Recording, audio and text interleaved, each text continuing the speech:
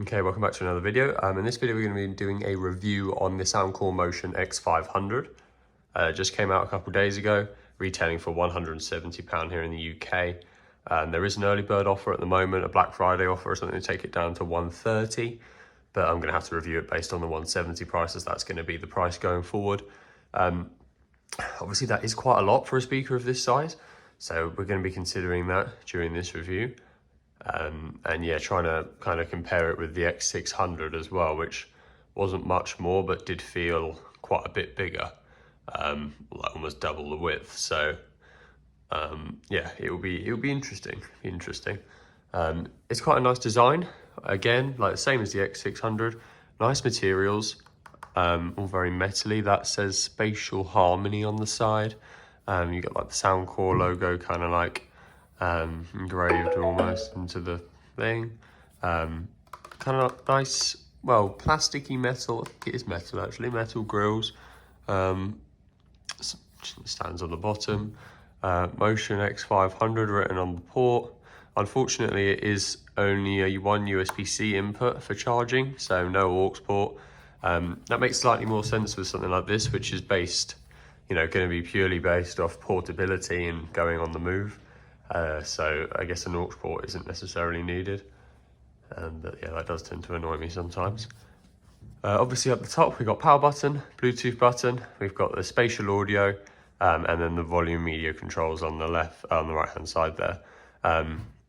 So yeah, obviously you can kind of like turn off or on this like upward firing driver here with the spatial audio. Not really sure why you'd want it off. It always sounds better with it on, to be honest, which shows they've done quite a good job. It is a slightly weird design. There aren't many other speakers that have forward facing and then just one upward firing one. So it is definitely unique, but I think it works. It does add a bit of extra depth to the speaker. So yeah, it's got 40 watt sound, 12-hour battery play time, that'll be at 50% volume. IPX7 waterproof, which is quite good. That would be, so yeah, just adding to the portability factor, I guess, on there.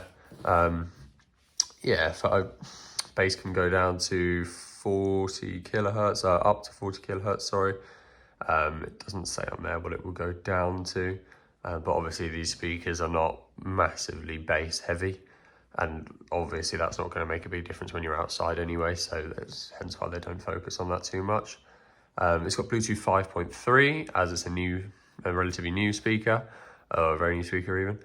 So that's going to get you better range outside and just a more reliable connection to it, which is good. 12-hour playback, and an EQ, everything has that.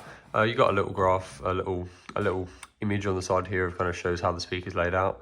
So you got your sub at the bottom, drivers up firing. So yeah, it's an interesting setup. And yeah, we're going to do a sound test now. Everything by Diamond Eyes at 80% volume, and we'll speak about the sound afterwards.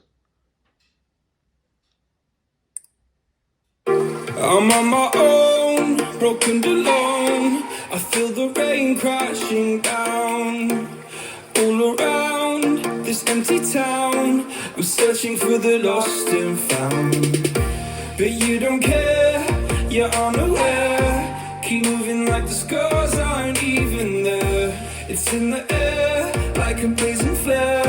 Just stare, 'cause the flames will burn us. I thought you were the one for me. That's why I gave you everything. Held you close by the stormy seas. Oh, you meant the world to me. Kiss your head when you cried for me. Hold your hand while the pain was over. Keep you warm by the roaring sea.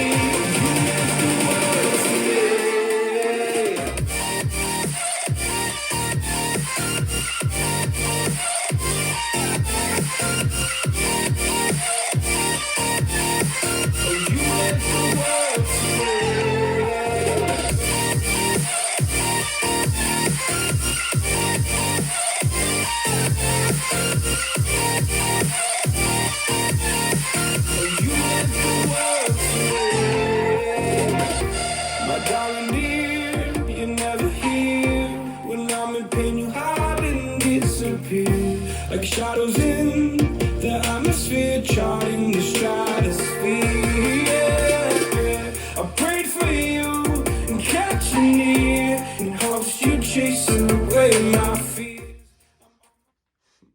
Okay, so that's the sound review done.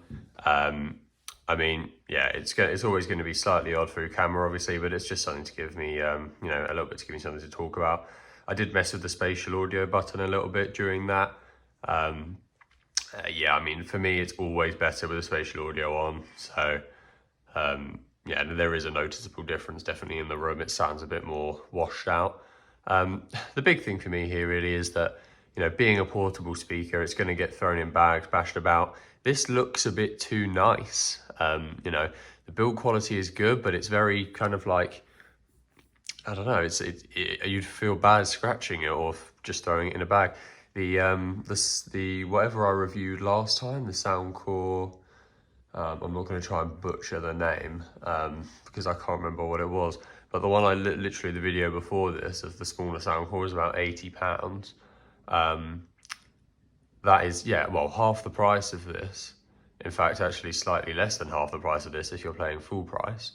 And to be honest, the sound difference putting them next to each other isn't that big, and it's also made of like slightly stronger, more rubbery, plasticky material, which means you can just, you know, that's kind of what you want to do with a portable speaker. You know, if you're taking it anywhere, you just want to throw it in your bag with your keys and something else. Yeah, it's going to get scratched, it's going to get a bit mucky, but that's why they have to be durable. And I'm sure this is durable, but it just looks a bit too nice, and it's just a bit too expensive, to be honest, for what you're going to be using it for. I mean, like exactly what you want is like something like the JBL Flip or the Soundcore I reviewed last time, something that you know, will give you strong sound but has a hard outer coating on it that might not necessarily look great but is good for durability and just throwing around. You know, there's also there's no like clips or anything on this to attach it to a bag or anything. Obviously you've got that handle there, but it kind of looks like more of a home speaker, even though it's marketed as an on the move speaker, and it's probably got the price tag of a home speaker as well. So, I mean, unfortunately, just due to the price tag on this one, I would probably say you'd be better off going with even one of Soundcore's other options. I think it kind of sits in a weird realm where the X600 had a noticeable amount of, noticeably higher amount of bass than this did, while being not too much more expensive. So I think if you're going for like a home speaker or something to use inside and you want better listening, I think go for the X600.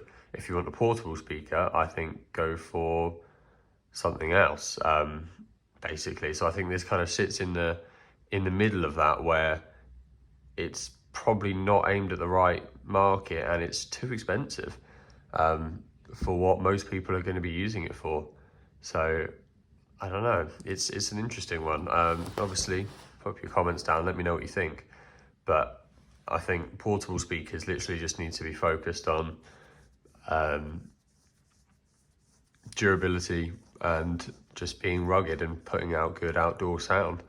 And because they're going to be, you know, effectively destroyed over time anyway, they need to be relatively cheap, and to be able to put up with that, I'm not sure if this would be.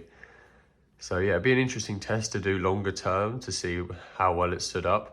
But yeah, it's such a nice design, it's such nice build quality, I'd feel bad even putting it in a bag, never mind, you know, setting it down on a field or something.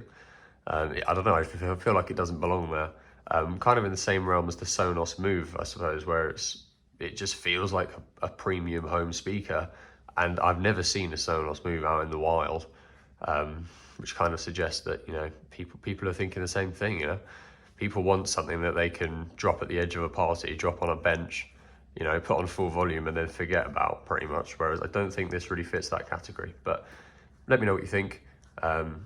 Yeah, I'll read all the comments.